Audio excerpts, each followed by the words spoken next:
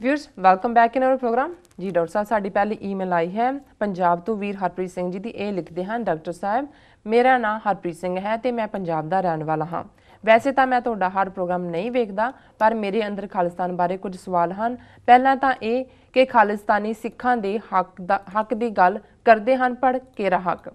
असी तो पूरी तरह आज़ाद हाँ। जेकर तुसीं 84 की गल करते हो तो 84 वेले बहुत मसलियां का हल गलबात राही निकल सकता सी, पर क्योंकि साडी कौम नूं हथियारां नाल प्यार है, इसलिए असी हर मसले का हल हथियार समझते हाँ।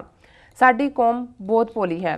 धर्म की गल करके इन्हां तों जो मर्जी करवा लो। साडी कौम च लोग तां पखंडी बाबियां नूं भी रब समझते हैं। मेरी नज़र च पिंडरां वाले कोई रब जां संत नहीं हैं। वो एक सिखां दा सूरमा सिपाही सी ते इंसान सी, ते गलतियां इंसान ही करता है। अज के युग में लड़ाई सिस्टम खिलाफ लड़ी जाती है, ना कि किसी धर्म के खिलाफ। मेरे ख्याल में खालिस्तान कट्टड़वादियों की बीमार सोच है, तो खालिस्तान सिर्फ विदेशों में बैठे कुछ लोगों को चाहिए है जो किसी कारण इंडिया नहीं आ सकते। पंजाब में खालिस्तान की कोई गल नहीं करता। खालिस्तान की गल सिर्फ विदेशों में बैठे कुछ लोग सोशल मीडिया राही प्रचार करते हैं। अज का सिख लोकतंत्र देश में रहिंदा है तो अपने हक लैने चंगी तरह जानता है। मेरी उम्र 28 साल है तो मैं ईमानदारी नाल दसदा हाँ कि मैं इंडिया के बहुत सारी जगह ते घूम के आया हाँ, तो कई काम भी किए ने, पर मैनू किते भी ये नहीं लग्या कि सिखां नाल कोई वितकरा हो रहा है, ते ना मेरे नाल होया। मेरे नाल कई हिंदू ते मुसलमान भरा भी सन ते साडा आपस विच प्यार भी सी। ते जेकर तुहानू लगता है कि पंजाब विच सिखां नाल कोई वितकरे वाला कानून है तो लड़ाई कानून खिलाफ होनी चाहिए है, ना कि किसी धर्म खिलाफ। मैनू नहीं लगता खालिस्तानी लोग खालिस्तान नूं चला सकते हैं। जेकर खालिस्तान बन भी गया तो ये लोग पंजाब विच उही करनगे जो ये गुरुद्वारियां च करते हैं, मतलब झगड़ा, क्योंकि उन्हां दी नज़र विच हर मसले का हल हथियार है। हुण भी एक ये लोग गुरुद्वारियां नूं लड़ाई का मैदान समझते हैं, जिस करके गुरुद्वारियां विच पुलिस जां आर्मी आ जाती है तो फिर कहते हैं कि पुलिस कारण गुरुद्वारियां का अपमान होया। अपमान शुरू किन्ने कीता? 84 के कांड बारे मेरे मन में कई सवाल हैं, पर मैं हमेशा सोचता हाँ कि ताड़ी एक हाथ नाल नहीं वजदी। मेरे अंदर सवाल तो बहुत ने, पर फिर किसी दिन। धन्यवाद जी डॉक्टर साहब। वीर हरप्रीत सिंह जी का बहुत बहुत धन्यवाद।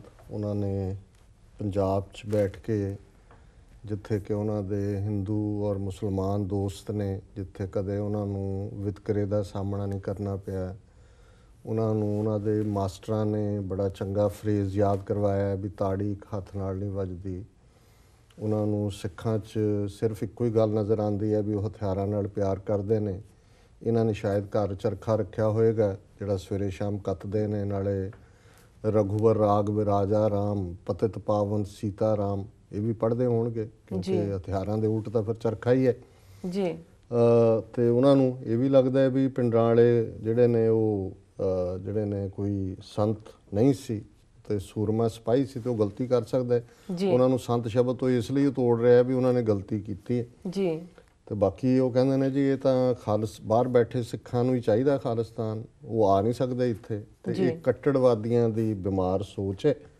तो बाहरले सोशल मीडिया च ये रौला पाउंदे ने। तो जे तुहाडी कोई प्रॉब्लम है तो कानून के खिलाफ है, वो लड़ाई तुसीं लड़ो।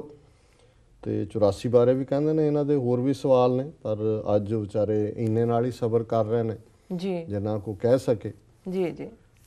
देखो ये गल साबित करती है कि 67 साल विच जिहड़ा बहु गिणती का जादू है जां बहु गिणती का कल्चर है, बहु गिणती की सोच है, उन्हें किवें एक 28 साला मुंडा जिहड़ा जदों जम्मिया माँ गुरुद्वारे लैके गई होएगी, गुरु ग्रंथ साहब की हजूरी च अरदास की होएगी, हुक्मनामा आया, हाहा शब्द होएगा हुक्मनामे का, उन्होंने नाम हरप्रीत सिंह रखे, शुरुआत तो सिख है जी जी।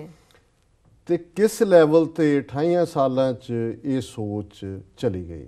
हुण जे ये वीर इस प्रोग्राम नूं देखणगे तो वो जरूर देखण, क्योंकि बहुत वेरवे तो साडे कोल वक्त नहीं है भी असीं इन्हां नूं वितकरियां दी लिस्ट दसीए की है। जे अपने तो ये हिंदू डोमीनेंस वाला जाला ला के अपने दिमाग तो सर्च करनगे, कई थां काम करते रहे ने, ज़ाहिर है कोई अनपढ़ बोझा चुकण वाले तो नहीं ने, कोई आई टैक होणगे, कोई ਹੋਰ ਇੰਜੀਨੀਅਰਿੰਗ, ਕੋਈ ਹੋਰ ਇਸ ਕਿਸਮ ਦੀ ਕੋਈ ਮੈਨੇਜਮੈਂਟਲ ਪੋਸਟ ਹੋਏਗੀ ਜੀ। ਸੋ ਉਹਨਾਂ ਕੋਲ ਤਾਂ ਅੱਜ ਕੱਲ੍ਹ ਗੂਗਲ ਜੀ ਮਹਾਰਾਜ ਨੂੰ ਪੁੱਛੋ, ਸਾਰੀ ਜਾਣਕਾਰੀ ਹੈਗੀ ਹੈ। ਉਹ ਜਾਣਕਾਰੀ ਲੈ ਕੇ ਦੇਖ ਲੈਣ ਕਿ ਇਹ ਜਿਹੜਾ ਸਿੱਖਾਂ ਨੇ ਹਥਿਆਰਾਂ ਦਾ ਪਿਆਰ ਦਿਖਾਇਆ ਘੱਲੂਘਾਰਾ ਕਰਵਾਉਣ ਦੇ ਲਈ, ਜਾਂ 47 ਤੋਂ ਲੈ ਕੇ 84 ਤੱਕ ਕਿਵੇਂ ਜਿਸ ਨੂੰ ਇੱਕ ਕਾਨੂੰਨ ਕਹਿੰਦੇ ਨੇ ਜੀ, ਕਾਨੂੰਨ ਦੇ ਖਿਲਾਫ ਕਾਨੂੰਨੀ ਢੰਗ ਨਾਲ ਲੜਿਆ ਜਾਏ। ਕਿ ਸਿੱਖਾਂ ਨੇ ਜਦੋਂ ਆਪਣਾ ਪੰਜਾਬੀ ਸੂਬੇ ਦੀ ਗੱਲ ਮੰਗੀ ਤੇ ਉਹ ਕਾਨੂੰਨ ਦੇ ਮੁਤਾਬਕ ਨਹੀਂ ਸੀ ਜੀ। ਸਾਰੇ ਭਾਰਤ ਭਰ ਦੇ ਵਿੱਚ ਜ਼ਬਾਨ ਦੇ ਆਧਾਰ ਦੇ ਉੱਤੇ ਸੂਬੇ ਬਣੇ, ਪੰਜਾਬੀ ਦੀ ਮੰਗ ਕੀਤੀ, ਸਿੱਖਾਂ ਨੂੰ ਜੇਲ੍ਹਾਂ ਮਿਲੀਆਂ, ਗੋਲੀਆਂ ਮਿਲੀਆਂ। ਬਠਿੰਡਾ ਜੇਲ੍ਹ ਦੇ ਵਿੱਚ ਗੋਲੀ ਚਲਾ ਕੇ ਦਰਜਨਾਂ ਸਿੱਖ ਮਾਰ ਦਿੱਤੇ ਸੀ। ਫਿਰ ਬਾਕੀ ਵੀ ਸੂਬੇ ਬਣੇ। ਇਹ ਕਾਨੂੰਨ ਮੁਤਾਬਕ ਸੀ ਕਿ ਤੁਸੀਂ ਉਸ ਆਪਣੇ ਸੰਵਿਧਾਨ ਦੇ ਉਲਟ ਜਾ ਕੇ ਜਿਹੜਾ ਤੁਹਾਡਾ ਪਾਣੀਆਂ ਦਾ ਹੱਕ ਹੈ, ਜਿਹੜਾ ਰਾਈਪੇਰੀਅਨ ਰਾਈਟ ਭਾਰਤੀ ਸੰਵਿਧਾਨ ਵੀ ਦਿੰਦਾ ਹੈ, ਇੰਟਰਨੈਸ਼ਨਲ ਰਾਈਪੇਰੀਅਨ ਲਾਅ ਵੀ ਦਿੰਦਾ ਹੈ, ਤੁਸੀਂ ਉਹ ਹੱਕ ਖੋਹ ਕੇ ਤੇ ਜਿਹੜਾ ਆਪ ਆ ਕੇ ਬਹਿ ਜਾਓ ਉੱਤੇ, ਤੁਸੀਂ ਉਹਦੀ ਰਾਜਧਾਨੀ ਵੀ ਕੱਢ ਲਓ, ਉਹਨੂੰ ਲੂਲਾ ਲੰਗੜਾ ਬਣਾ ਦਿਓ। ਇਹ ਕਾਨੂੰਨ ਦੇ ਮੁਤਾਬਕ ਸੀ ਜੀ। ਤੇ ਫਿਰ ਇਸ ਨੂੰ ਹੀ ਮੁਕੰਮਲ ਕਰਾਉਣ ਦੇ ਲਈ ਧਰਮ ਯੁੱਧ ਮੋਰਚੇ ਦੀਆਂ ਮੰਗਾਂ ਜੇ ਵੀਰ ਹਰਪ੍ਰੀਤ ਸਿੰਘ ਪੜ੍ਹਨਗੇ ਤੇ ਉਹ ਸਾਰੀਆਂ ਹੀ ਭਾਰਤ ਦੇ ਸੰਵਿਧਾਨ ਦੇ ਅੰਦਰ ਸੀ। ਕੋਈ ਸੰਵਿਧਾਨ ਤੋਂ ਬਾਹਰ ਜਾ ਕੇ ਕੋਈ ਹਥਿਆਰਬੰਦ ਲੜਾਈ ਦੀ ਗੱਲ ਨਹੀਂ ਸੀ। ਜੇ ਜਸਟਿਸ ਦੀ ਗੱਲ ਹੈ ਤੇ ਫਿਰ ਨਰਕਧਾਰੀਆਂ ਦੀ ਕਾਰਵਾਈ ਤੇ ਫਿਰ ਉਹਨਾਂ ਨੂੰ ਕਿਵੇਂ ਅਦਾਲਤੀ ਸਿਸਟਮ ਵੱਲੋਂ ਬਰੀ ਕੀਤਾ ਜਾਣਾ। ਜਿਸ ਮੁਲਕ ਨੂੰ ਇਹ ਕਾਨੂੰਨ ਮੁਤਾਬਕ ਚੱਲਦਾ ਕਹਿੰਦੇ ਨੇ, ਉਸ ਮੁਲਕ ਦੀ ਪ੍ਰੈਸ ਕਾਉਂਸਲ ਆਫ ਇੰਡੀਆ ਦਾ chairman justice Katju 3 chief justice ਦੇ ਨਾਂ ਲੈਂਦਾ ਹਿੰਦੁਸਤਾਨ ਦੇ, ਜਿਹੜੇ ਕਰਪਟ ਜੱਜ ਨੂੰ ਪ੍ਰਮੋਟ ਕਰਦੇ ਨੇ ਕਿਉਂਕਿ ਉਹ ਆਪ ਕਰਪਟ ਨੇ।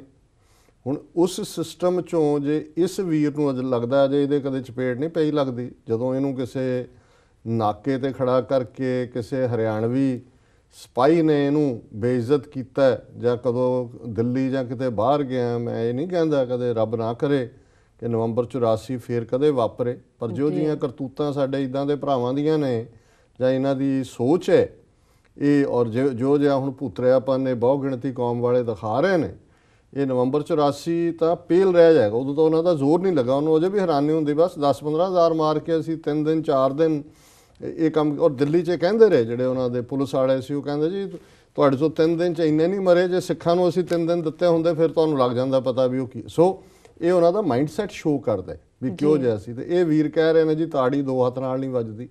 ਇਹ ਵੈਸੇ ਇਹਨਾਂ ਨੂੰ ਪਤਾ ਹੋਣਾ ਵੀ ਥੱਪੜ 1 ਹੱਥ ਨਾਲ ਵੱਜਦਾ, ਘਸੁੰਨ ਵੀ 1 ਹੱਥ ਨਾਲ ਵੱਜਦਾ, ਜਦੋਂ ਕਿਸੇ ਦਾ ਸਿਰ ਲਾਇਆ ਜਾਂਦਾ ਉਹ ਵੀ 1 ਹੱਥ ਦੇ ਵਿੱਚ ਹੀ ਤਲਵਾਰ ਫੜੀ ਹੁੰਦੀ ਹੈ ਜਾਂ ਜੋ ਵੀ ਹਥਿਆਰ ਫੜਿਆ ਹੁੰਦਾ ਜੀ। ਸੋ ਜਿਹੜੀਆਂ ਹਕੂਮਤਾਂ ਨੇ ਜਾਂ ਜਿਹੜੀਆਂ ਪਾਵਰਸ ਨੇ, ਜਿਹੜੇ ਡੋਮੀਨੇਟ ਕਲਚਰ ਨੇ, ਉਹ ਤਾੜੀ ਲਈ ਦੂਜੇ ਹੱਥ ਦੀ ਇੰਤਜ਼ਾਰ ਨਹੀਂ ਕਰਦੇ ਜੀ। ਉਹਨਾਂ ਦੇ ਲਈ ਜਿਹੜਾ ਉਹ 1 ਹੱਥ ਨਾਲ ਹੀ ਕਾਰਵਾਈ ਕਰਦੇ ਨੇ, ਕਿਉਂਕਿ 1 ਹੱਥ ਦੇ ਵਿੱਚ ਹੀ ਪੈਨ ਫੜਿਆ ਹੁੰਦਾ ਹੈ ਜਿਹੜਾ ਆਰਡਰ ਕਰਦਾ ਪੁਲਿਸ ਨੂੰ ਕਿ ਤੁਸੀਂ ਕੁਝ ਨਹੀਂ ਕਰਨਾ, ਤੁਸੀਂ ਰਾਦਰ ਉਹਨਾਂ ਨੂੰ ਮਾਰਨਾ, ਜਿਹੜਾ ਆਰਡਰ ਕਰਦਾ ਕਿ ਭਾਈ ਇਹਨਾਂ ਦੇ ਨੂੰ ਕੋਈ ਇਨਸਾਫ ਨਹੀਂ ਦੇਣਾ।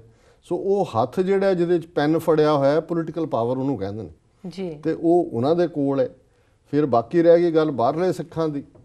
ਬਾਹਰਲਿਆਂ ਦਾ ਤਾਂ ਖਾਲਿਸਤਾਨ ਬਣਿਆ ਹੋਇਆ, ਜਿਹੜੇ ਸਿੱਖ ਬਾਹਰਲੇ ਮੁਲਕਾਂ 'ਚ ਰਹਿੰਦੇ ਨੇ, ਸਾਨੂੰ ਇੱਥੇ ਕੋਈ ਆਪਣਾ ਧਰਮ ਪ੍ਰੈਕਟਿਸ ਕਰਨ ਤੋਂ ਨਹੀਂ ਰੋਕਦਾ। ਅਸੀਂ ਆਪਣਾ ਜੋ ਚਾਹੁੰਦੇ ਹਾਂ ਉਹ ਕਰਦੇ ਹਾਂ। ਕੋਈ ਇਹ ਤਾਂ ਨਹੀਂ ਹੈ ਕਿ ਇੱਥੋਂ ਦੇ ਸਿੱਖਾਂ ਨੇ ਜਾ ਕੇ ਮੁੜ ਕੇ ਤੁਹਾਡੇ ਉੱਥੇ ਕੰਟਰੋਲ ਕਰਨਾ ਜਾ ਕੇ ਜਾਂ ਰਾਜ ਕਰਨਾ। ਇਹ ਤਾਂ ਬੜੇ ਵਧੀਆ ਰਹਿ ਰਹੇ ਸੀ ਜੀ। ਪਰ ਇਹ ਤੇਰੇ ਵਰਗੇ ਵੀਰ ਹੋਣ ਜਾਂ ਨਾ ਹੋਣ, ਤੁਹਾਡੀ ਸੋਚ ਬਿਮਾਰ ਹੋਏਗੀ।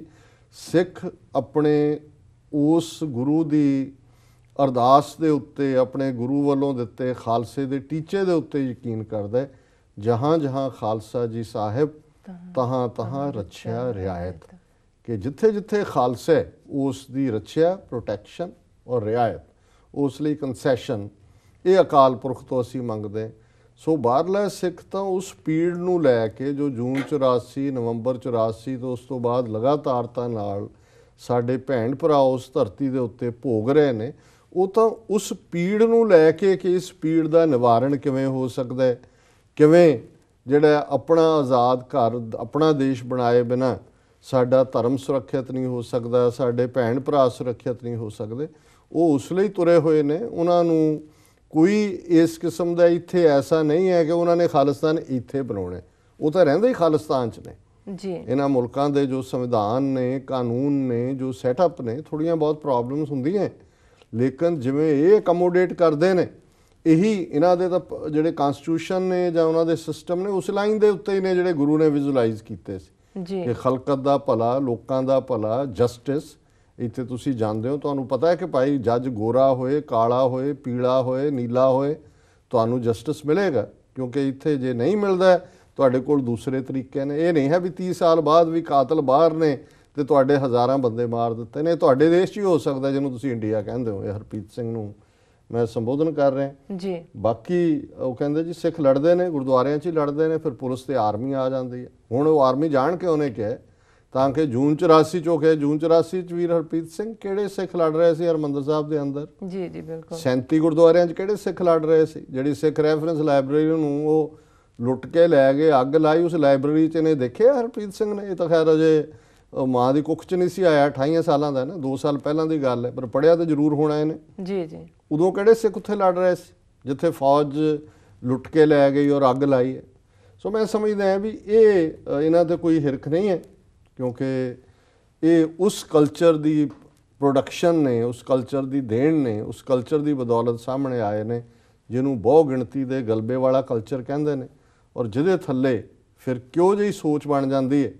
ਔਰ ਇਹੋ ਜਿਹੀ ਸੋਚ ਵਾਲੀ ਪੰਜਾਬ ਪੁਲਿਸ ਹੋਏ, ਫੌਜ ਹੋਏ, ਔਰ ਦੂਸਰੀਆਂ ਥਾਵਾਂ ਦੇ ਉੱਤੇ ਫਿਰ ਆਪਣੇ ਹੀ ਭਰਾਵਾਂ ਨੂੰ ਮਾਰਨ ਦਾ ਕੰਮ ਕਰਦੇ ਨੇ। ਜੀ। ਪਹਿਲਾਂ ਇਹੋ ਜਿਹੇ ਲੋਕ, ਅੰਗਰੇਜ਼ਾਂ ਦਾ ਰਾਜ ਰਿਹਾ 200 ਸਾਲ ਭਾਰਤ 'ਚ, ਉਹਦੀ ਸੋਚ ਦੇ ਥੱਲੇ ਸੀ, ਆਪਣਿਆਂ ਦੇ ਉੱਤੇ ਹੀ ਲਾਠੀਆਂ ਚਲਾਉਂਦੇ ਸੀ, ਆਪਣਿਆਂ ਤੇ ਗੋਲੀਆਂ ਚਲਾਉਂਦੇ ਸੀ। ਔਰ ਅੰਗਰੇਜ਼ ਕਿੰਨੇ ਕੁ ਸੀ ਉੱਥੇ? 40-50 ਹਜ਼ਾਰ ਸੀ, ਲੇਕਿਨ ਇਹੋ ਜਿਹੀ ਉਹਨਾਂ ਨੇ ਪ੍ਰੋਗਰਾਮਿੰਗ ਕੀਤੀ ਹੋਈ ਸੀ। ਸੋ ਇਹਨਾਂ ਨੂੰ ਆਪ ਨੂੰ ਪਤਾ ਵੀ ਨਹੀਂ ਹੋਣਾ ਕਿ ਕਿਵੇਂ ਬਹੁ ਗਿਣਤੀ ਦੇ ਗਲਬੇ ਵਾਲੇ ਸਿਸਟਮ ਦੇ ਵਿੱਚ ਇਹਨਾਂ ਦੀ ਪ੍ਰੋਗਰਾਮਿੰਗ ਹੋਈ ਹੈ ਵੀ ਇਹਨਾਂ ਨੂੰ ਆਪਣੇ ਭਲੇ ਦੀ ਚੀਜ਼ ਜਿਹੜੀ ਹੈ। ਔਰ ਜਿਵੇਂ ਮੈਂ ਵਾਲਟਰ ਨੂੰ ਕੋਟ ਕੀਤਾ ਸੀ 2 ਦਿਨ ਪਹਿਲਾਂ ਜੀ ਕਿ ਇੱਕ ਸਟੇਜ ਐਸੀ ਆਉਂਦੀ ਹੈ ਗੁਲਾਮੀ ਦੀ ਕਿ ਗੁਲਾਮ ਜਿਹੜਾ ਹੈ ਉਹ ਆਪਣੀਆਂ ਜੰਜੀਰਾਂ ਨੂੰ, ਬੇੜੀਆਂ ਨੂੰ ਮੁਹੱਬਤ ਕਰਨ ਲੱਗ ਜਾਂਦਾ, ਉਹਦੇ ਨਾਲ ਉਹਨੂੰ ਇਸ਼ਕ ਹੋ ਜਾਂਦਾ।